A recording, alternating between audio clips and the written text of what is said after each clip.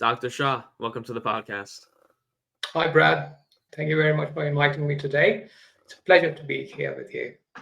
Hey, glad you're here. So you are a psychiatrist, correct? Yes. What was the motivation to become that?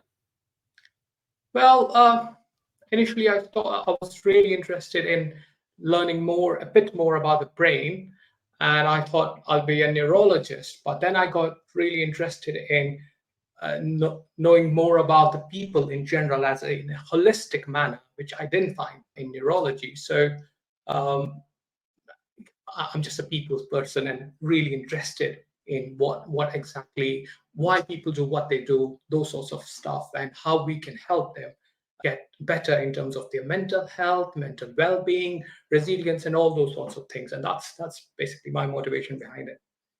Oh, that's awesome. There's a decent amount of talk in the psychology world, it seems, about dreams, and it seems like there hasn't been too much discovered on why they occur and what they even mean. So, what I really wanted to ask you is, do you think our dreams have meanings? Ooh, that's an interesting question. Our dreams, if we think about it historically, Brad, dream interpretation, it has got lots of ancient roots. If you think about it from the ancient times, the Egyptians, the Babylonians, or the Greeks, many of the early civilizations believed that dreams did provide insights into not just the future events, but also the personal character, or some people used to say that spiritual messages. We can see some evidence from the Torah, the Bible, the Quran, and all contain stories where dreams had prophetic significance. And from the field of psychology, if we go back to the late 19th and early 20th century, Sigmund Freud, yeah, he proposed that dreams are royal road to the unconscious. And he believed that dreams were a way to the suppressed desires to manifest. For example, if someone told me that they dreamt about flying, so we were thinking about it, what does that mean? And Freud might interpret this as a desire for release from the harsh societal or political boundaries that we sometimes feel trapped in.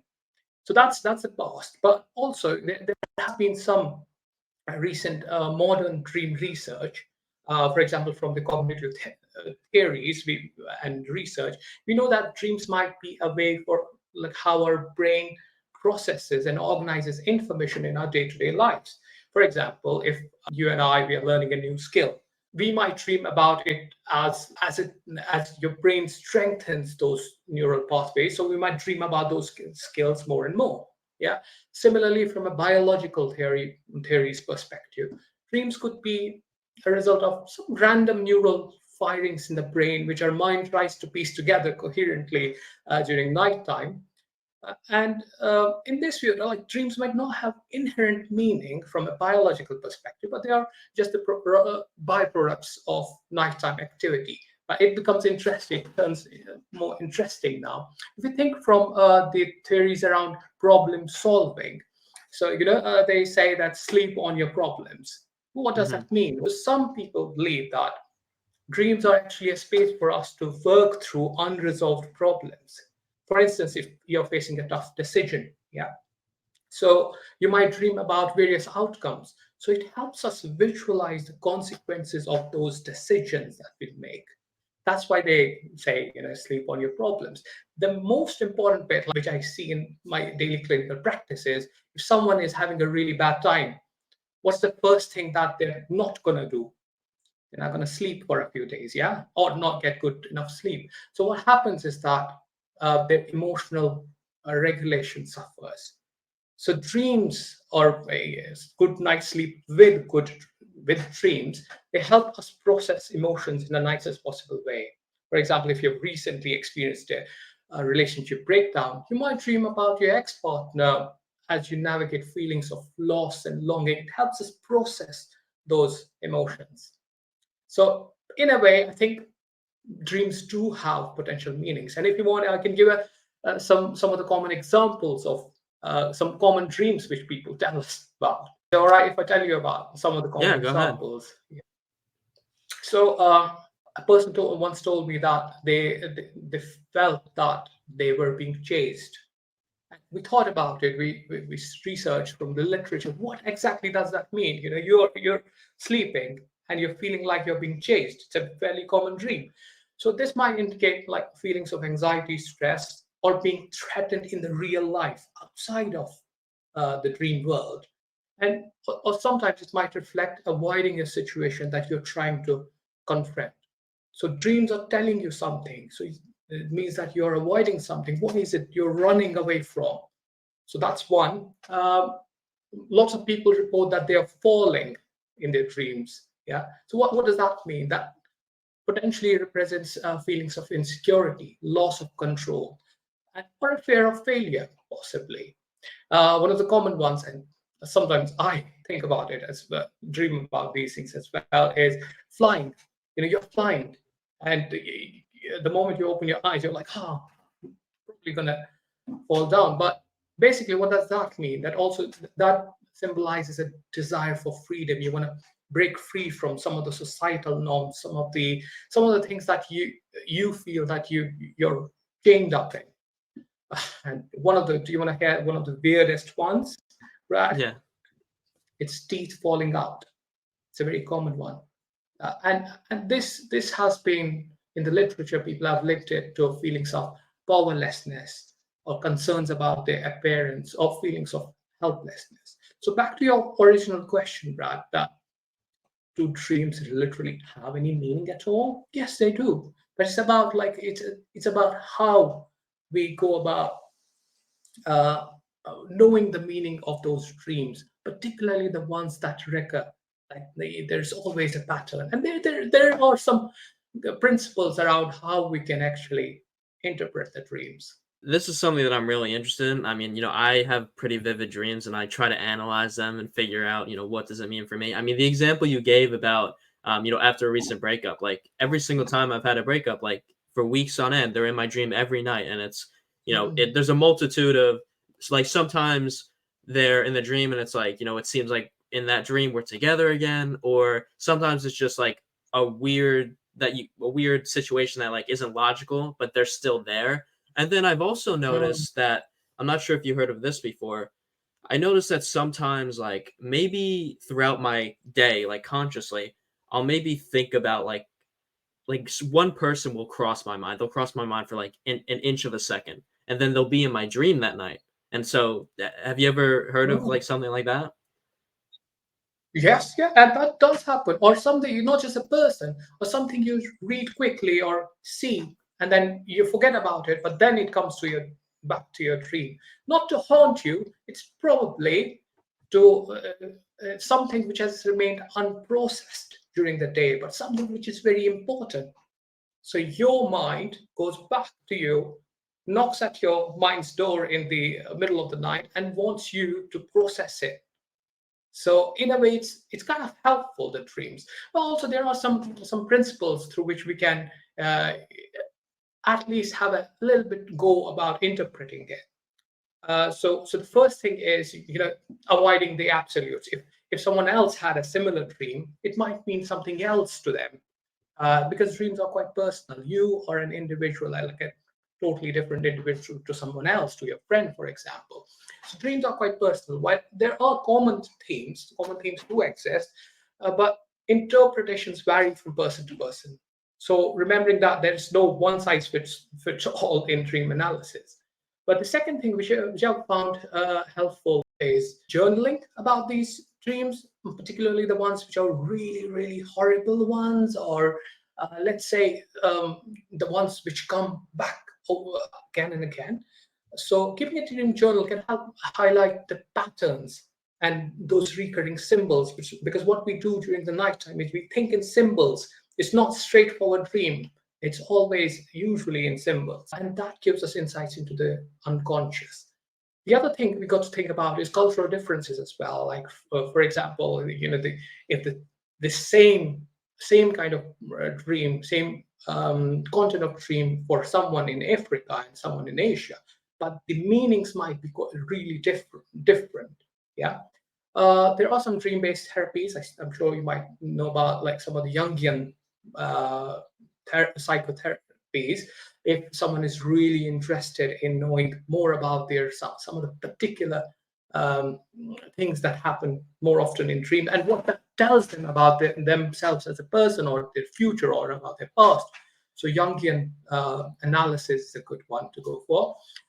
And finally, it's just about like staying open-minded, just being very curious about what is this dream trying to tell me. And it's very interesting, when we go, the deeper we go into the dream world, the more interesting it gets, isn't it?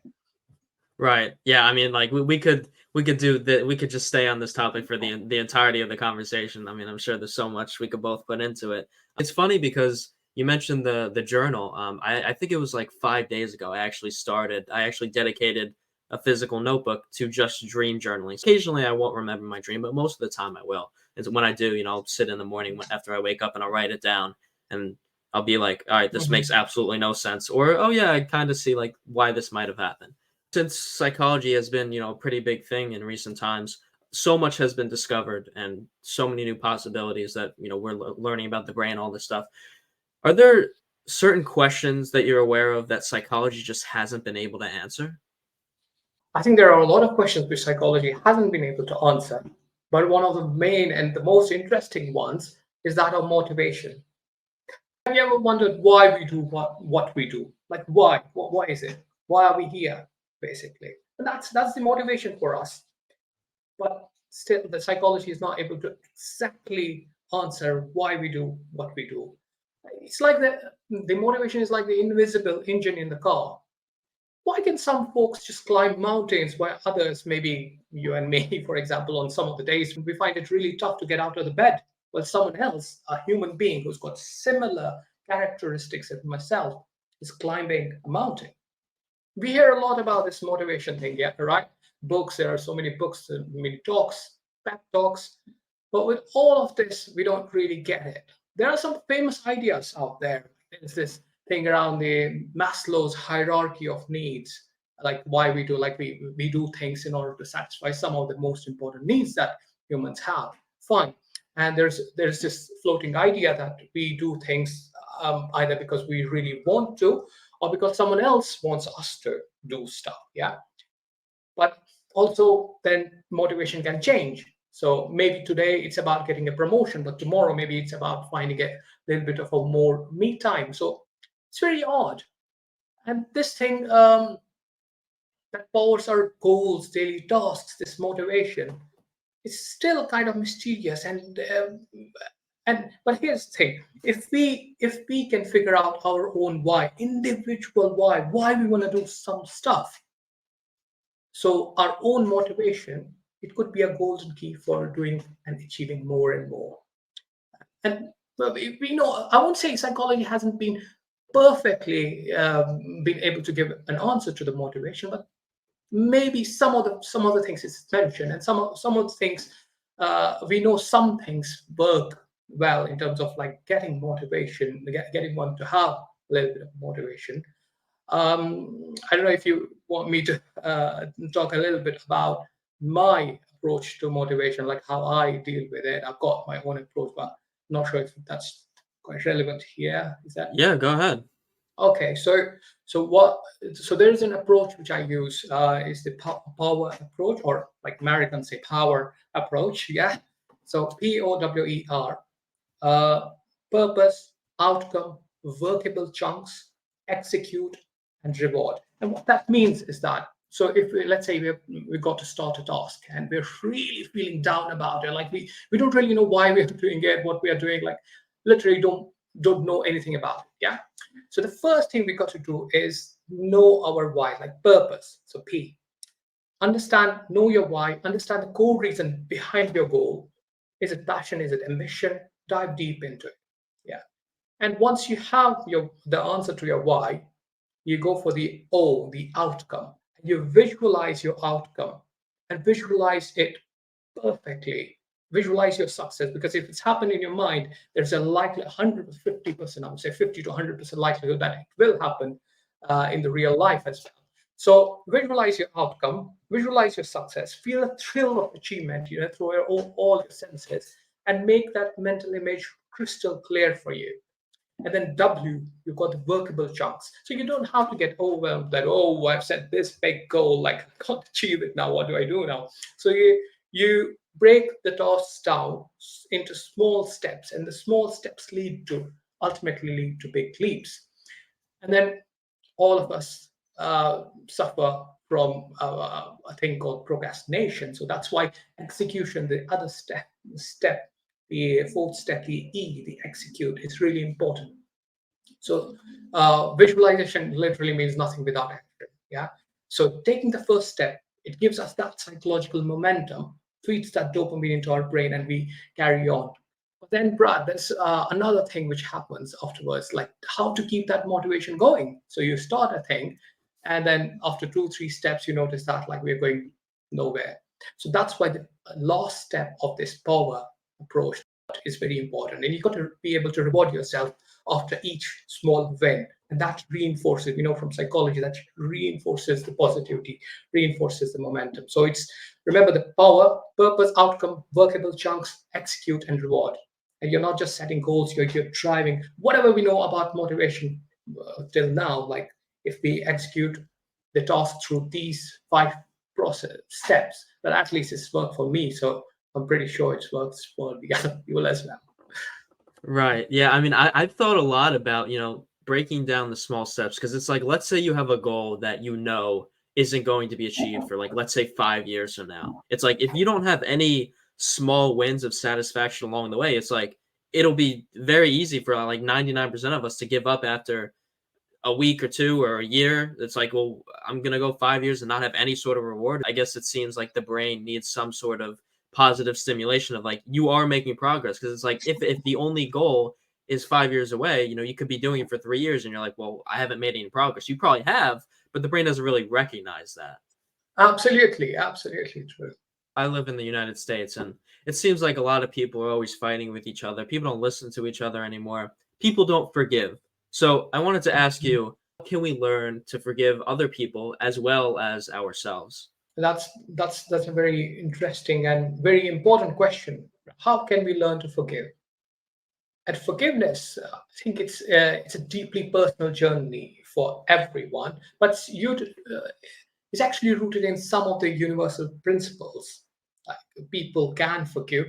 Some people, they are not able to forgive easily. Yeah, ultimately everyone forgives everyone because everyone dies. Yeah, uh, while it's not one size fits all, but I think there are some general guidelines about forgiveness and why we need to forgive, basically. So the first bit is recognizing the value of forgiveness. Why do we need to forgive in the first place? So we can start by understanding that forgiveness is essential. It's not about exonerating someone of their mistakes or actions or blunders, but at least freeing ourselves from the shackles of resentment or shackles of bitterness about someone else or something which we have done in the past. Because holding on to the grudges, it's like carrying a very heavy backpack. What does that do? Like it just weighs you down and hinders your progress. So that's the first step. So recognizing the value of forgiveness. The second thing, which I've found very helpful, is embracing empathy. So putting yourself in other person's shoes, understanding their perspective, even if their perspective is not ideal, even if their perspective is really bad, but at least understanding why did that they do that horrible thing to me. Yeah. Or thinking about yourself, your past self, because a lot of us, like I said, are not able to forgive our past self for something which we have done in the past. Yeah. So putting ourselves in our past self's shoes, that why did I do that, this really silly thing which is going to haunt me for the rest of my life. And that doesn't mean you condone their actions or your past actions, but it might provide some context and diminish the intensity of those negative feelings that we hold about ourselves or about other people. And the third bit, this is a very important bit, particularly for men, is expressing yourself.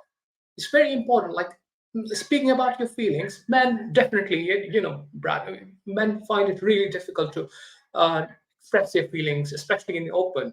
But you don't have to talk about it in open or to public to everyone on the stage or everywhere on social media. No, it's not about that.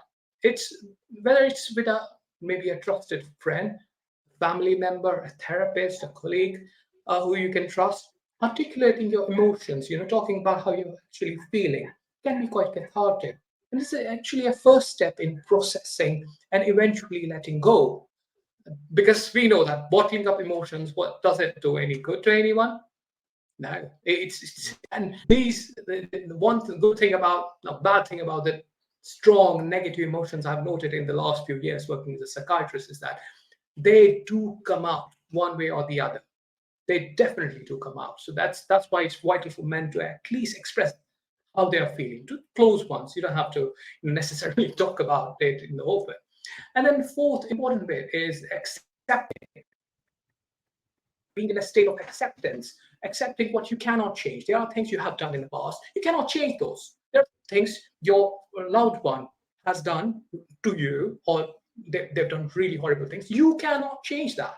What has happened has happened. No amount of rumination can, in any way, shape, or form, alter what has happened. That's why acceptance is a key. By acknowledging that we can't go back, like we haven't invented, I don't know in America whether you have invented a time machine. In Britain, we haven't got one.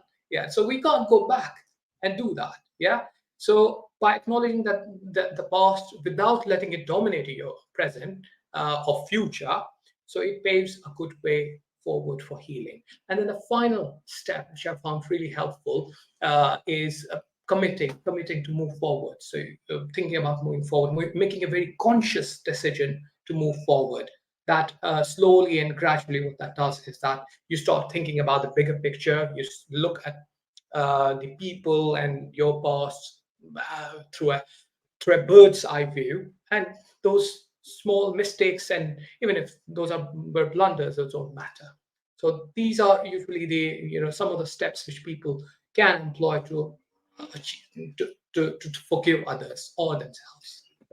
Right. I mean, those are really good, and I think you touched on it. Think about, for myself personally, and when I talk to other people, it's like in terms of those past situations and past things that you did or didn't do that you wish you had done or you wish you hadn't done.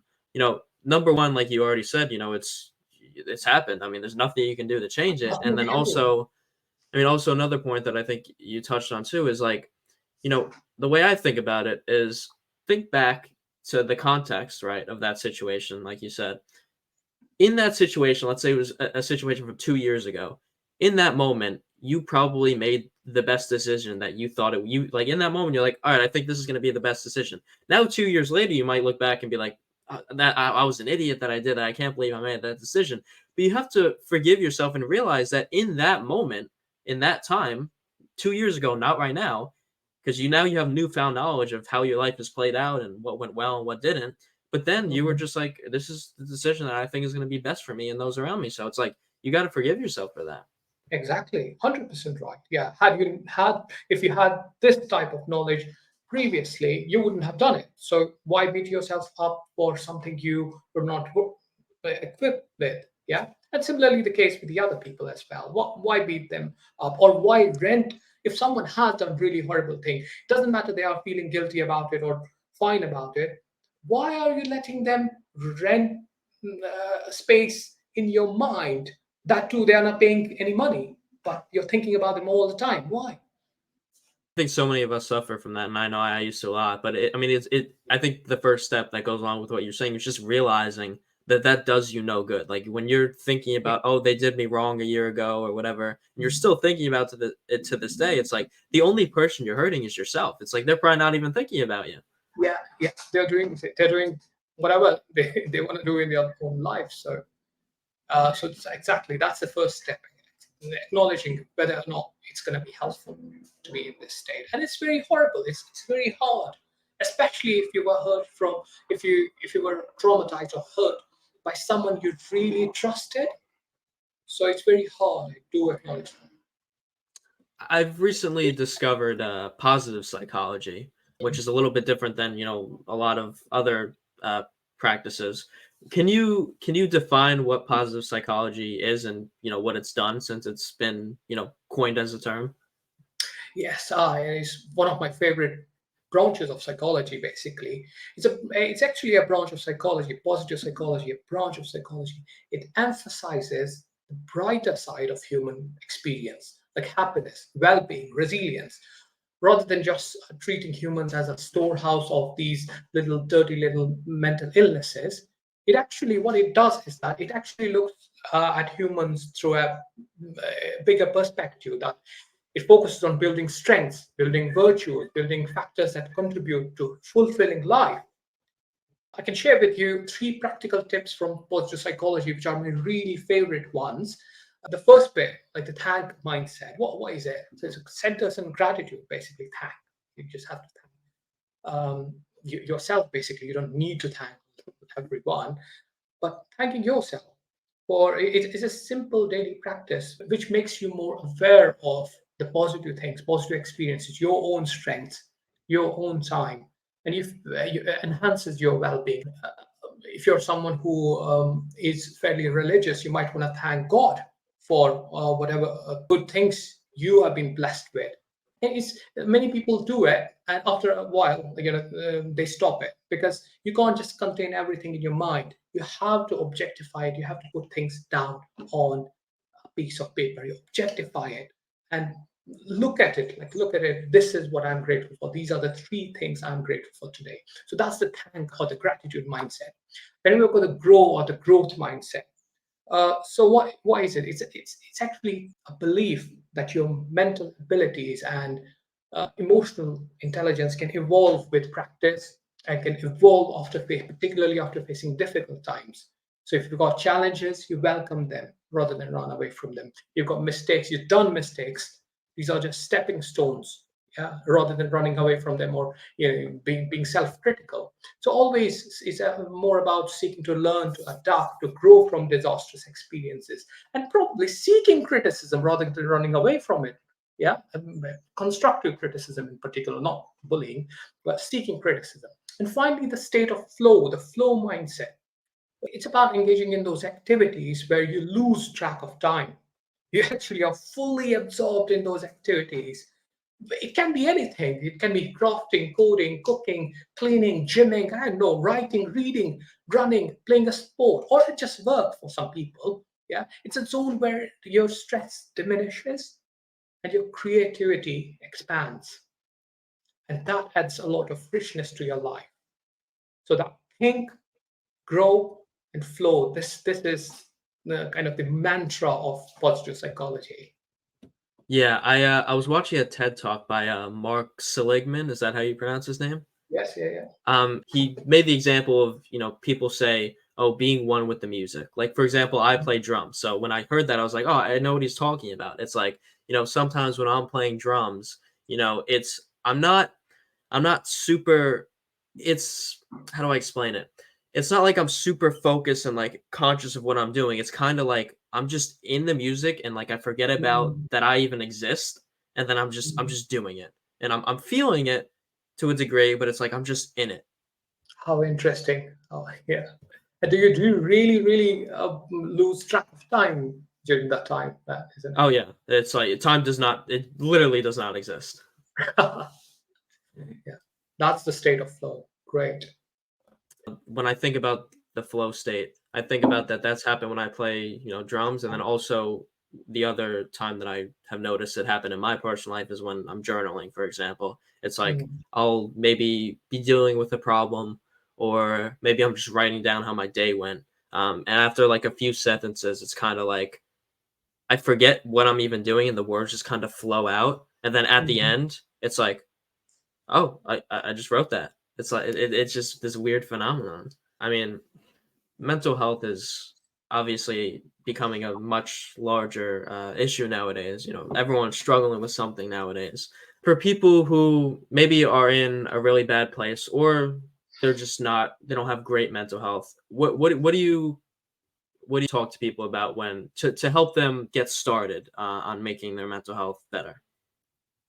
Well, for starters, like if they're really struggling, I would really advise them to go to the nearest mental health professional. But for some people who think that they are not yet there, like they probably are struggling a little bit, but with some learning some strategies, they can get better. So there are some of the aspects of cognitive behavioral therapy, which is a scientifically proven therapeutic method, there are some things which people can employ in their day-to-day life so that they prevent mental illness from happening and actually thrive. So the first thing which I've noticed myself in the last few years as well, and being very, very aware of it, is addressing the issue of avoidance. I'll repeat, the avoidance is a big thing. So it's about recognizing, like, what is it that you're avoiding? Which situations are you avoiding? Which emotions are you avoiding? Which types of thoughts are you avoiding? And because what happens is that it's not everyone knows about it, but what happens is that the more we keep avoiding something as a pattern, the more it perpetuates the anxiety about the same thing. Yeah. The flood of negative feelings which comes alongside. So asking yourself, am I avoiding something? But well, we avoid a lot of things, but which types of things I'm talking about? It's, am I avoiding something which is the right thing? Am I avoiding something which is a really important thing for me or for others? Am I avoiding to do or think about something which is a very hard thing, and I'm trying to do something which is a bit easier, because that's where our mind goes. It wants to do the easier thing. Yeah. So what do we do with that? When we have identified what we are avoiding, then we can either approach it head on, yeah, just do it, or we can just gradually do it, like starting with smaller uh, part of it, less intimidating situations, and gradually working your way up. This step-by-step process, this can help desensitize and build resilience.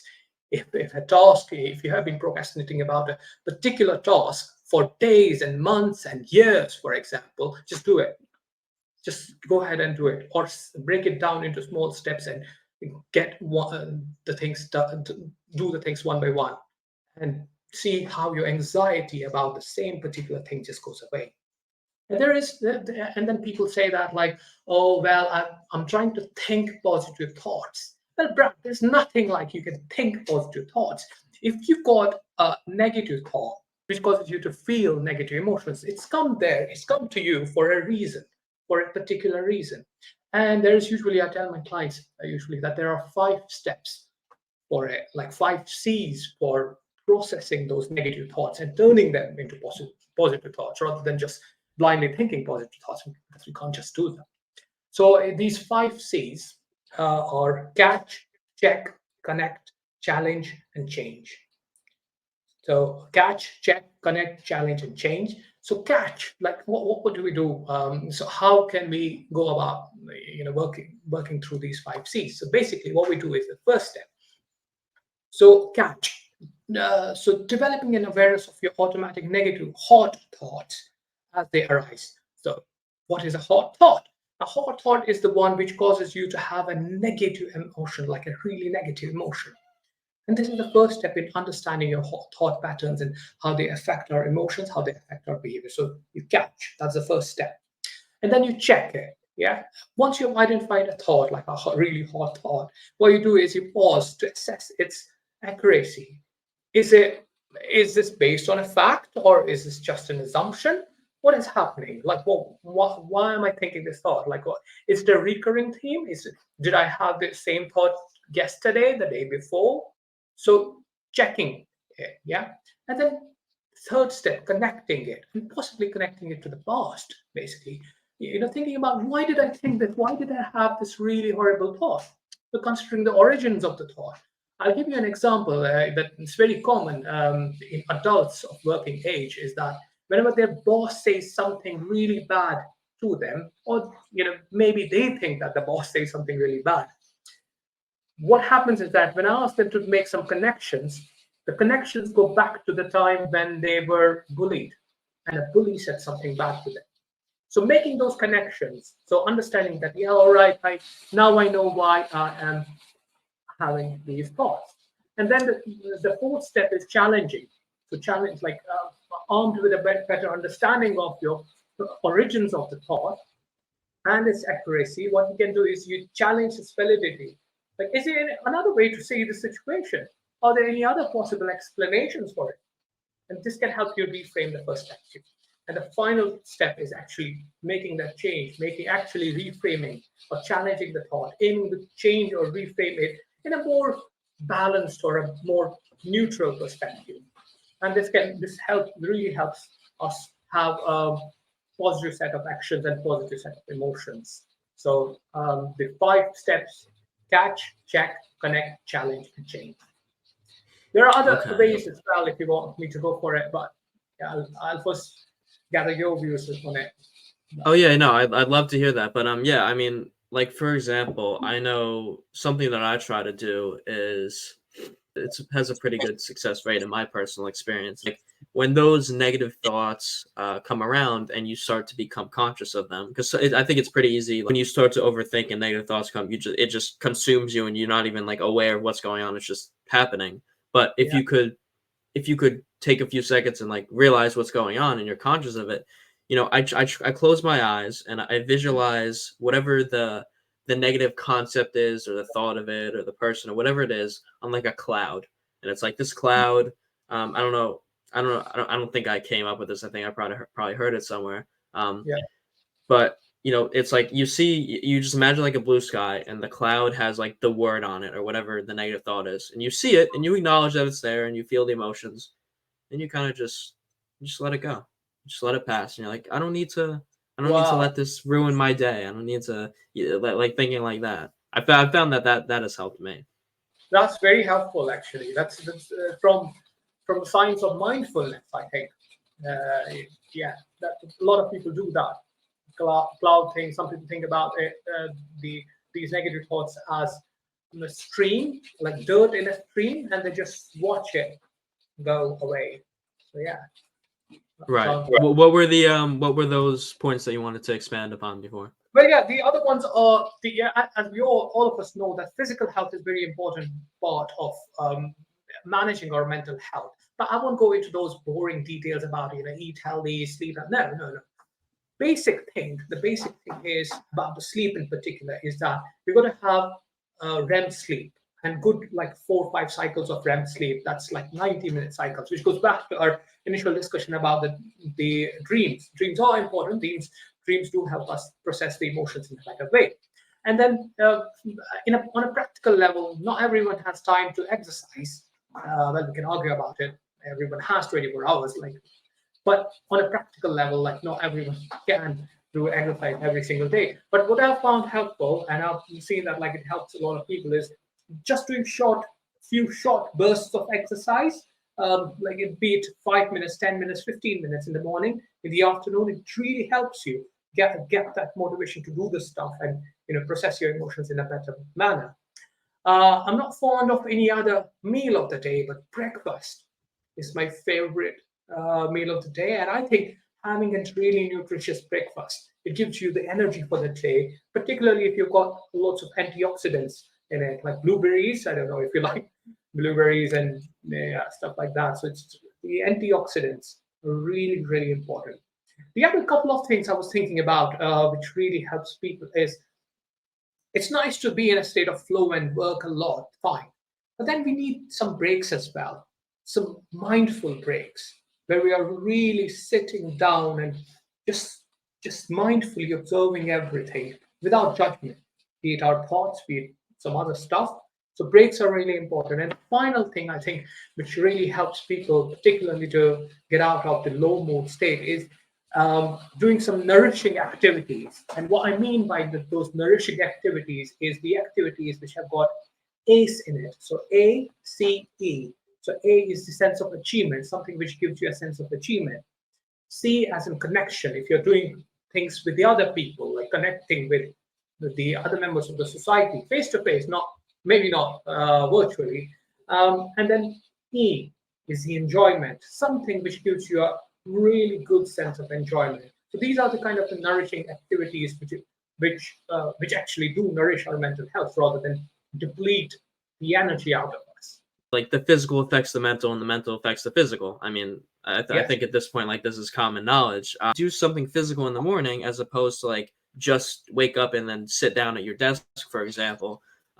It's like, if you work out, even if it's like you said, just for like 5, 10, 15 minutes and then sit at your desk, like you're going to mentally have more energy and be able to focus more, as opposed to, just rolling out of bed and just getting on the computer, and you're like half awake typing. And I haven't ran in a little while, but like running in the morning is something that has Yes. always helped me. Like, even if it's just like, you don't have to run 10 miles. I mean, even if it's just a mile or less, whatever you can do, that like that stimulates like your entire body. And so you get back, you get the runner's high, and you go back to your house or wherever you're going, and you're ready for the day. I found that for me, it primes my mind. And then the other thing that I thought about, so many of us, like, we live life so fast. We're always trying to accomplish the next task, and we don't Yeah. give enough. Don't give enough ourselves enough breaks and stuff like that. Practice that I've started to kind of incorporate, which is similar to meditation, but I wouldn't say it's exactly like it. Like yesterday, for example, every day, if you can, just take like even if it's just a minute or 5 minutes to forget about your life. Like, forget even that you exist in your personality, forget your friends, forget your family, all this, and the situations in your work that you have to do. And you might be thinking originally, when I said, like, why would you do that? And my explanation behind it is like a mental break from everything. It's like you just disconnect, and it's like I was sitting on my porch, so it's like I'm just in nature. I'm experiencing the present moment. Just forget about everything, just even if it's just for a minute. And then, of course, you're going to go back to it, because there's no way we can forget about everything forever. And not that we should anyway. Not that we should anyway. But I found that taking that break, even if it's just 1 to 5 minutes, it's like, all right, I think it helps, calm you and start to realize, all right, life isn't even like, this thing isn't really that serious. It's like, just just calm down for a minute. Wow, that's such a wonderful activity, Brad. Yeah, and I can imagine that, like how peaceful you might be feeling after that, isn't it? For me, it's been super powerful. You go back in remembering your life and everything that you have to deal with now, but you're now in a more conscious state, or you're more calm and you're more ready to deal with the situation that before you were overthinking about, and like, oh, I wonder if this is gonna happen, this and this. And now after you're coming back, you're like, all right, I have to deal with this, but all right, let's do it. So Wow. it's like Yeah. you now have the motivation. I believe it's Carl Jung who coined the term the shadow. You know, I've heard a lot in psychological terms about the shadow being like the dark part of everyone. Maybe certain traumas buried underneath there. I just wanted to ask you, what is the concept of the shadow, all in all, and does it actually exist? Hmm. It's a very interesting concept by this Swiss psychiatrist Carl Jung. He was a psychoanalyst as well, actually. It does, like you said, it represents the unconscious aspect of one's personality that contains, what does it contain? Like the shadow, it contains hidden weaknesses or repressed weaknesses, desires, hidden instincts, hidden urges that we have. It is a part of ourselves that we might not be fully aware of or might just deny, but those parts we deem as negative or undesirable. Of course, we're not going to acknowledge those parts. The psychological shadow holds a part of our identity that we are not readily aware of. But it is very powerful because it can influence our thoughts, can influence our emotions and our behaviors. So there are 3 points to consider when we are thinking about this particular shadow. Because people think that, oh, we need to ignore the shadow. No, no, no, no. It's not always negative. This shadow does contain aspects of ourselves that the society or we might judge as negative, and it can also hold some latent talents. It can hold some latent strengths as well, not always weaknesses. So these are, but we think that maybe this is my weakness. No? These are the parts of ourselves we might not have fully recognized, not have fully embraced. Yeah. So that's one aspect of the shadow. The other, and this is a very interesting one, is projection. So what we do usually is that when we don't acknowledge our own shadow, our own dark side, we might project that dark side into, or those qualities into other people. This means that if there's something we particularly dislike or get annoyed by, in ours, like we point it out in the other people. Yeah. And if you're doing it again and again and again, we might have to pause for a bit and say, hang on, is this a part of me that I am actually pointing it out in someone else. It might just be a reflection of an unacknowledged part of ourselves. So be aware of the constant hatred if we have got for someone else. It might be a part of our own shadow. And third, and the most important bit about it, in terms of it being quite therapeutic, is that there's a potential for integration, for the wholeness, that you can combine yourself with the shadow, that for one to achieve that the full personal growth and self-realization, they must not just confront, but also integrate with this shadow, so that you become like a whole, full self. And this process is usually undertaken in therapy. It's quite impossible. I won't say impossible. It's very difficult to recognize those parts of you which you despise of. And then through therapy, usually what happens is that people become a bit more holistic self. That, going back to your original question, whether or not it really exists, it's actually a matter of interpretation. While shadow it's a theoretical construct in Jungian psychology, but many individuals, many therapists as well, find this concept useful in understanding the personal behaviors and growth. It's like mind. Like, does mind exist? Like, no one knows that. Brain, we know that brain exists, but where is mind? Where exactly? Can you point out mind? No. So similarly, this shadow, we don't know where it is, exactly where the shadow is, but this concept does help us understand our shortcomings, our hidden parts, and those behaviors and feelings which come out despite everything being normal, yeah, or seemingly normal maybe. And its principles offer really valuable insights into the complexities of human mind, human nature, and that's why it's very important to for us to be self-aware of not just our superficial self, but also our unconscious self, or the shadow, or whatever you might want to call it, but to be aware of it. And that does happen through therapy, but also that can happen if you truly do a really deep, have a deep sense of introspection. So that can happen as well. Hope I answered this question. It's not a straightforward one because Jung was a really, really great, I'd say, philosopher as well. But this concept explains a lot of intricacies of human nature.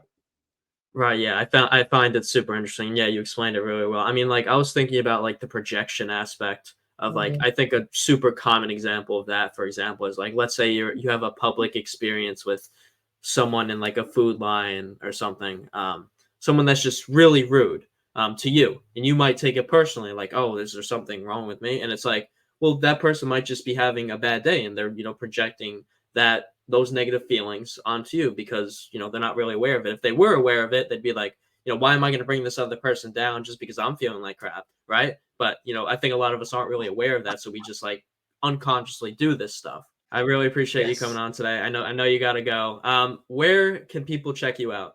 Instagram, Facebook, Twitter. I think I'll be making my profiles on YouTube and TikTok soon. But yeah, I'm an open book anywhere, really. Awesome, sounds good. Thanks for coming on. We'll catch you guys in the next one. Thanks a lot. Bye.